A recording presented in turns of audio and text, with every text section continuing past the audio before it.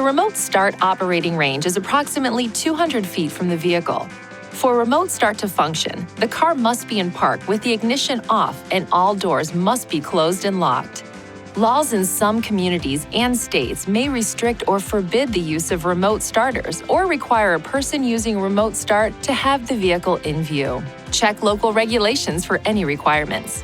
To start the vehicle remotely, press the lock button on the key fob. Then, within 5 seconds, press and hold the engine start button for at least 2 seconds.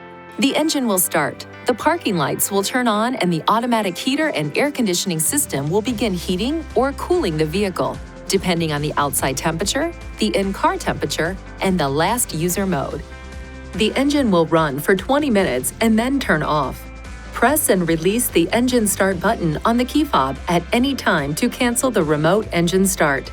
After one remote start, the ignition switch must be cycled from on to off before remote start can be used again. To start driving after using remote start, apply the brake pedal and press the ignition switch. Please see your owner's manual for important safety information, system limitations, and additional operating and feature information.